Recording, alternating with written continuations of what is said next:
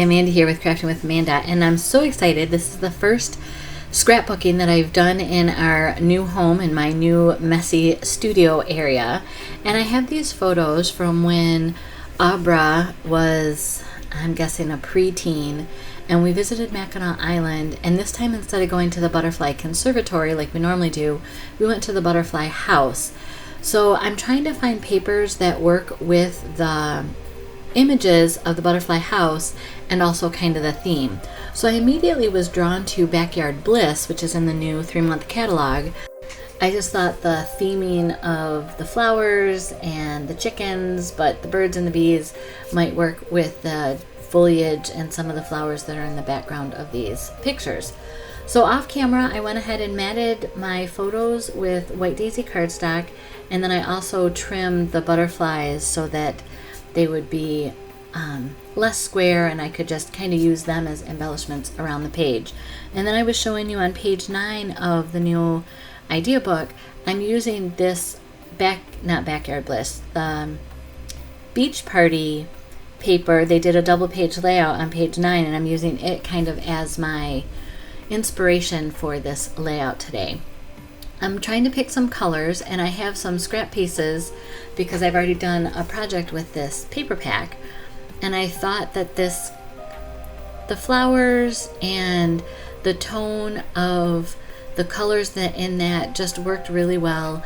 I'm using both sheets with the, I don't know if you would call it fence boards on it because it has the nail heads in it, as my background paper, and I do end up cutting those out so that I can save some of that to use with either some card projects or another scrapbook layout. And I decided that Candy Apple Red, one of the colors that's in Backyard Bliss, worked really well with my photos and the flowers that are in it. So I'm going to go ahead and use that as the matting behind this piece of paper, and then I cut out the center thinking that I was also going to mat some of my photos. Just gives me options later on. And then this will be for the right hand page. I just need a little piece that I can again cut the center out of to allow me to have pieces of that same cardstock left over. Just waste not, want not kind of mentality here.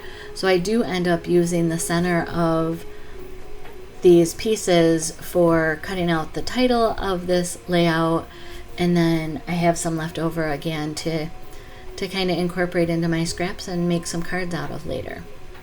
So I'm just going to go ahead and cut a frame here, and if you haven't done this before, I normally cut anywhere from 3/8 of an inch up to 3/4 of an inch frame along the outside edge, and if you need to, you can just go back in with your scissors and just clip those corners like I'm doing here. And I know my legs are longer on this than they need to be, but I wasn't sure. I didn't measure how much I had cut off on this page. I was just kind of going by eye, using the idea book and the spacing in there as my inspiration. And now I need that paper that's in blue in the idea book to go from the right hand page onto the left hand page, tucked in behind the pattern paper that we just put in there. And I think with my photos, this blue stripe is perfect. Now I'm going to kind of decide how I want to put my photos down, and if you noticed, I switched the two 4x6 photos, and that's because the one on the left hand page, Abra is facing to the right, and so again, things that just help your eye be comfortable or know where to look on this layout, it's bringing you into the layout, and it's going to let you walk through looking at the other images. And here I'm going to go ahead and try to scatter these butterflies, and it has the information about butterflies and insects, and that one of the things that they do for safety is they mimic the attributes of other animals. So there was a butterfly, I don't have a picture of it, that looked like the eye, like when it was folded closed, it looked like the eye of an owl. And so other birds aren't going to attack an owl. So by doing that mimicry of the owl, this butterfly has a built-in protection. And there's other information on here that we can learn. And I've learned all this because, like I said, we've gone to the Butterfly House and the Butterfly Conservatory every time we went to Mackinac Island and just soaked it in. It was always one of the highlights and big stops in our escapades over there. And I've gone ahead and I pulled out some of the black in full bloom die cuts that I had left over. And so I realized, jumping ahead here, I realized that I forgot to cut out this little part of the butterfly when I did the fussy cutting, but it's taken care of now. But this in full bloom die cuts, they're left and I might as well use them. I thought they would be a good balance on this page. I know that I want to do some journaling, and in the inspiration layout, it's up here in the left-hand corner, so I'm going to do the same thing. But to not have the words compete with the background wood grain, I'm going to go ahead and just paint on an area of white gesso that I can then stamp over and do my journaling on, and it just helps it's easier to read later on. But so that this section of white gesso isn't the only kind of white background painting that's on this layout, I'm going to go ahead and do some little areas of it behind a couple of the butterflies. And what that does is, if you were to draw a triangle from our journaling spot down to this butterfly, the orange butterfly in the bottom corner, over to this orange butterfly on the right hand page, you get a triangle, and then things along the lines of that triangle are kind of important, and it normally brings your eye into the center of that. And so I decided, since we're drawing that imaginary line through this orange butterfly on the right all the way up to the journaling spot on the left, it's actually going to kind of pass through this little section. So even though there are 4 spots, which is an even number and not odds, if you've heard any of that for composition, you can kind of get away with it because it's within the section of your line. And I just pulled that butterfly off with my Cricut spatula, as you saw, so then I just reattached that after I stamped my lines. And I'm going to try to add some more black butterflies from the In Full Bloom die cuts, but it's just too much. I think with the 3 black placards of information, it was just too much. So now I'm going to try to add some leaves and flowers and twigs from the In Full Bloom pack, and I'm going to try to make that kind of follow along our invisible triangle lines for our embellishing. So did one with the yellow butterfly. Now I'm of course down here with the orange butterfly in the bottom right hand corner. It's about at this point that I'm adding these black embellishments, and I'm just feeling like it's getting too heavy. There's too much anchoring the page, and it's kind of washing everything out. So even though I'm adding more leaves, in my head I'm thinking, all right, what can I do to change the color of these? Do I need to get the Cricut out and cut some different leaves? And what I've decided to do is to get out my metallic markers, because they're kind of like a paint, and they will show up on this black card base.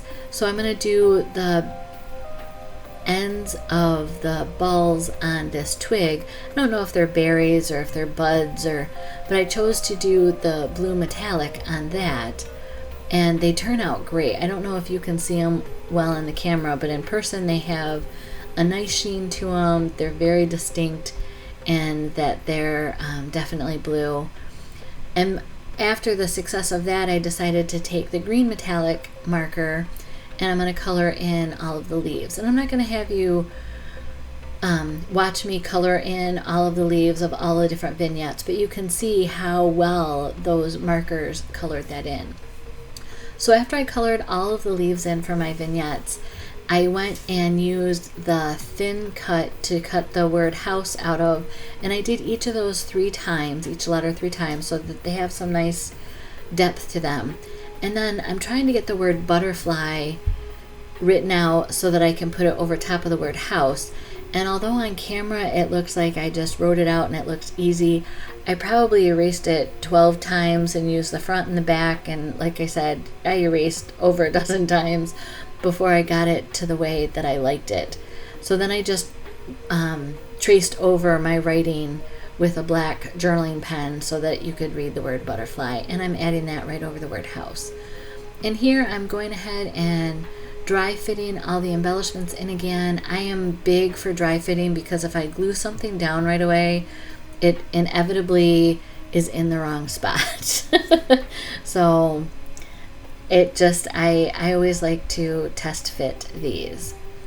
So I have some single leaves that I'm trying to tuck in and make natural, and just kind of seeing where we're at with all of this. So now I've glued down all of those embellishments, and I did cut off the extra strip that I needed to make this a 12 by 12 for the left-hand page. But it needs something to kind of bridge between the pink chevron and the wood grain pattern. So as you can see, I went to my stash and pulled out this old, close to my heart, white rickrack ribbon. Ooh, that's hard to say. And this Tombow white glue, it dries tacky, so it's perfect for gluing ribbons down and those kind of things. If you haven't seen this tip with any of the other creators that you watch, sometimes taking a phone or the acrylic blocks, they work great to just leave things, to have them pressed down while you go ahead and do other things. So since I didn't show you how I did this for the left page, on the right page you saw that I held the page up so that I knew how much short I was of a 12 by 12. So I trimmed off the edges of the rickrack of the left hand page, which freed up my Versamat, because so far I've only found one in my unpacking. I do have multiple, but only one has been unpacked so far. But you'll see that I just put that sheet right down on the Versamat, and I used the lines to line it up, and voila, we now have a 12 by 12 page. And I'm going to add that line of glue and add the rickrack, and I'll do the same thing as far as it'll be held down with blocks while it dries. And I think yesterday when I was making this layout, I went and would cut some of the components for our supper, because we had kind of chef salad or antipasta salad, depending upon what you wanted to mix in with the greens. Grabbing some of the julep sequins, because that's what I'm using to, I'm trying to use up my stash of stuff. And julep was a color of the year like 4 years ago, maybe even 5 years ago. And it's just time for them to go. That works with the Backyard Bliss papers. And here's the final layout. I love the little gesso sections to this. It kind of gives a base for some of those embellishments. The sequins just work. Here's how you can connect with me on social media if you're interested. Here's another video if you want to watch some more. And if you're a subscriber of mine, thank you so much. I truly appreciate it. If you liked what you saw today, give a thumbs up, subscribe to my channel, and go share some love. Blessings.